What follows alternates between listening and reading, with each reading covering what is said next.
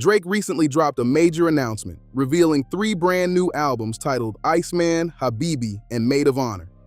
The news sent shockwaves through the rap world, sparking reactions from artists all across the industry. But perhaps the most entertaining response came from DJ Akademiks, who is widely considered one of Drake's biggest supporters on social media. Iceman, Man of Honor, and something else. All 3 albums dropping at midnight.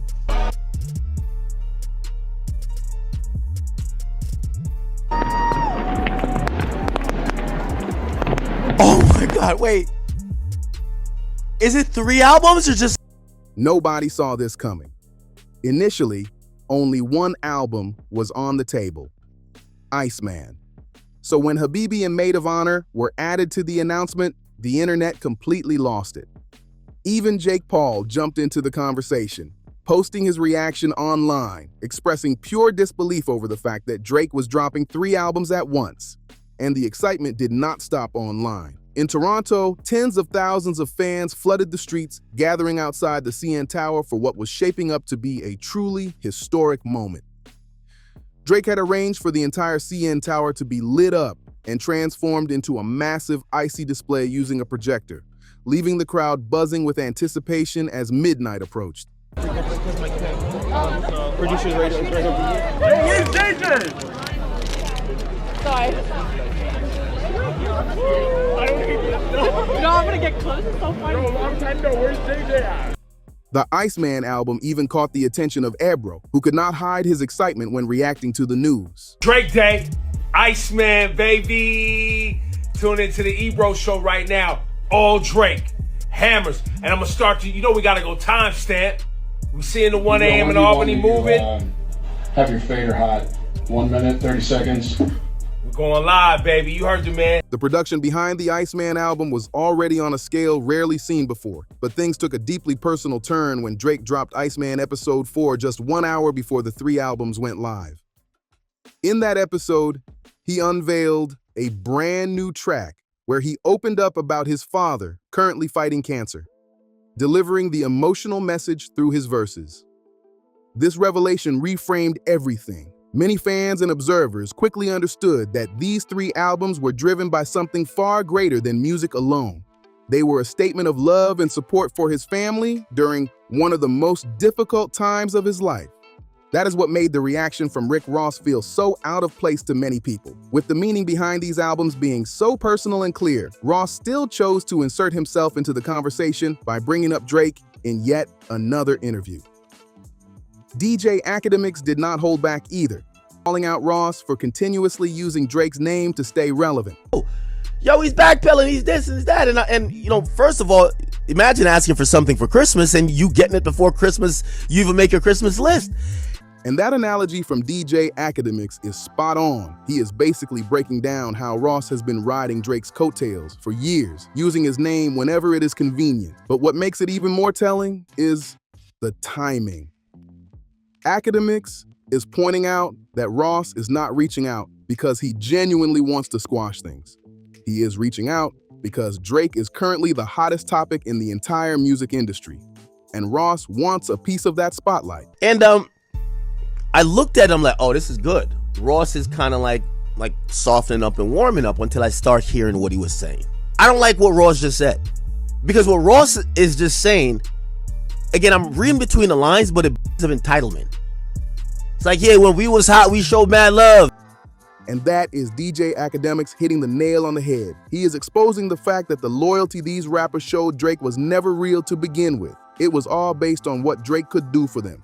Features, cosigns, association with the biggest name in the game. The moment Drake stopped feeding into that, they switched sides without hesitation. And now that the Iceman era has arrived and Drake is dominating again, suddenly everyone wants to act like the beef never happened.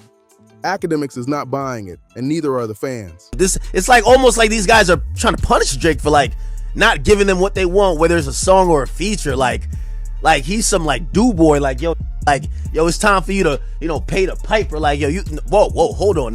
This is not a one-time thing from Rick Ross either. Throughout Drake's entire promotional campaign for the Iceman album, Ross has been making the rounds in interview after interview, constantly bringing Drake's name up and seemingly trying to ride the wave of everything generating buzz online. It comes across as though Ross is now trying to walk things back and rebuild a connection with Drake, following the fallout from the Drake and Kendrick Lamar beef, where Ross openly sided with Kendrick and took repeated shots at Drake. But based on everything we have seen, Drake has zero interest in reconnecting and has been completely ignoring any attempts Ross makes to get his attention. Ross changed up his tune, in my opinion, because people are hearing rumors going around the industry. Like, you hear the Charlemagne's like mentioning it, which is ironic. Everybody who supposedly don't like Drake, they're now starting rumors about Drake's album. Charlemagne and Joe Budden have both said that there is coming at, and it's not like Drake is gonna just put out this like, you know, like J. Cole type album where he don't want no. And that is the key point that Akademiks is making here. Drake is not the type to let things slide quietly.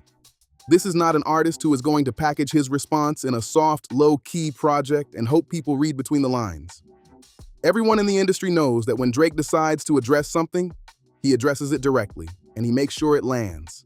So the moment rumors started circulating that certain people were going to be called out on these albums, the scrambling began almost immediately. And that is exactly what we are watching play out in real time with Ross. So what's happening now is everybody's auto-correcting, assuming that there might be on the album about him. So Ross just said, I want to win, but now everybody's on like, all right, you backpedal. But just before the 3 albums went live, DJ Akademiks decided to put $1,000 on the line, betting that Lil Baby would not have a single feature on Drake's Iceman album. And the reasoning behind that bet is something you are going to want to hear. Hold on, I already put in no to Baby. Nope.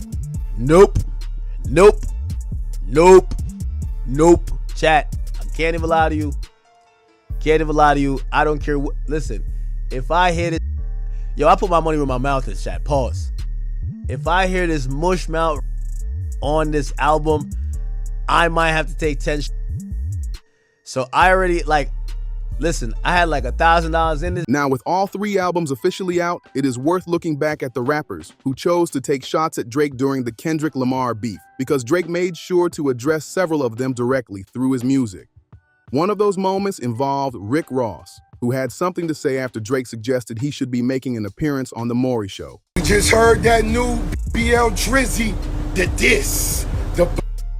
I hold your head up, cut like Rick Ross said, hold it up. Himalaya, Anastasia, Fantasia.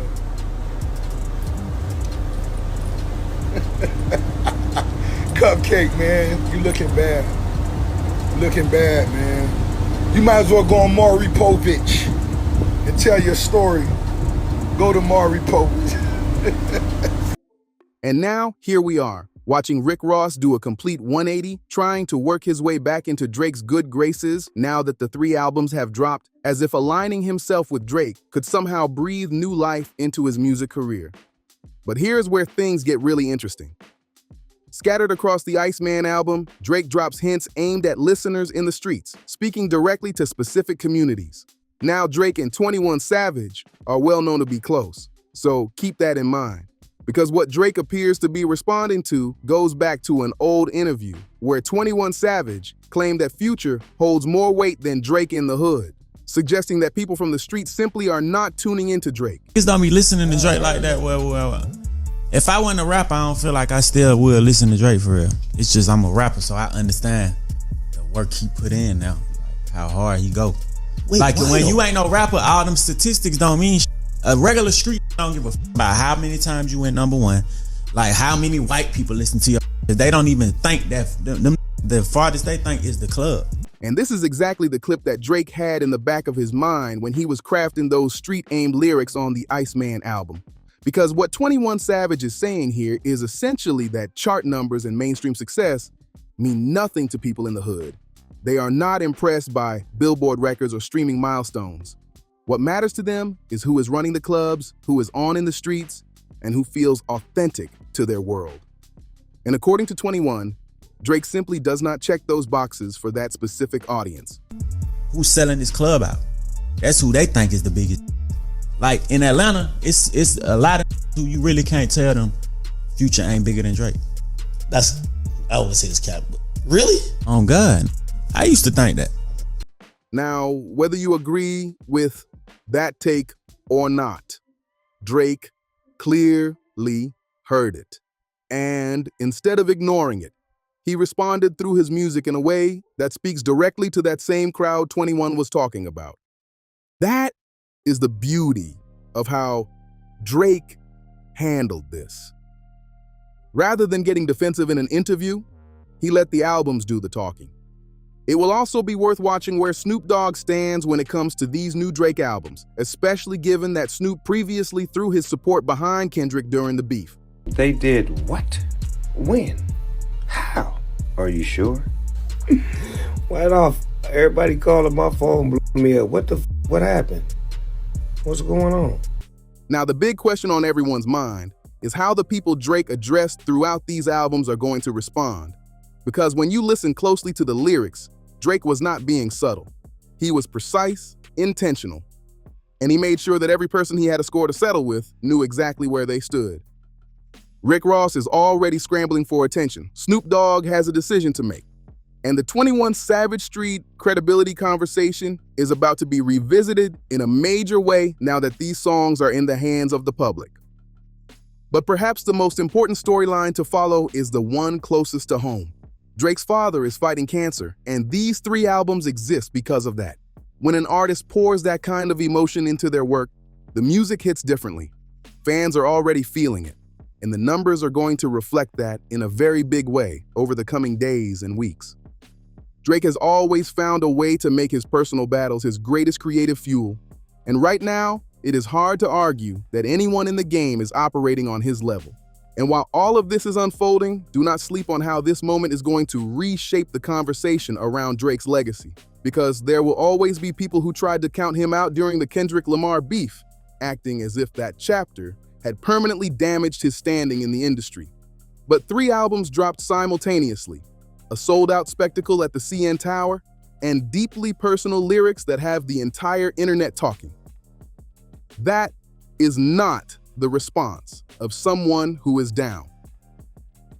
That is the response of someone who was simply waiting for the right moment. And what makes this even more significant is the timing. Drake did not rush back with a reactive diss track or a single design to grab headlines for a week. He took his time, built something massive, and delivered it all at once in a way that nobody could ignore. So, to everyone who was writing his obituary in the music industry, to everyone who was lining up to take shots while he was down, the Iceman has officially responded.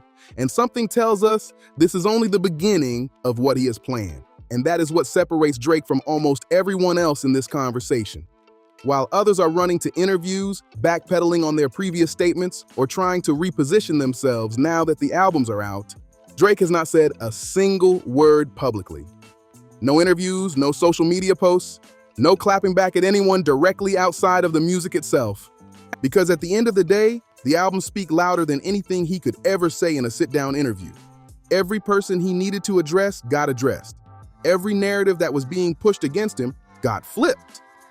And he did it all while carrying the weight of his father's health battle on his shoulders. That kind of focus and discipline is what separates legends from everyone else. And right now, whether you are a longtime Drake supporter or someone who has been skeptical of where he stands in the current era of hip-hop, it is becoming very difficult to argue against what he has just accomplished. The streets are listening, the charts are going to reflect it, and the industry is currently doing exactly what it always does when Drake makes a major move, scrambling to figure out where they stand. And that is going to do it for today. The Iceman era is here, and something tells us this story is far from over. As the albums continue to roll out and the reactions keep coming in, there is going to be a lot more to break down and talk about. So make sure you are subscribed so you do not miss a single update as this whole situation continues to unfold. If you enjoyed the video, drop a like. It genuinely helps more than you might think. Share it with someone who needs to be caught up on everything going on with Drake right now.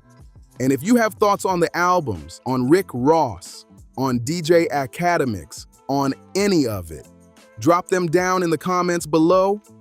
We read everything.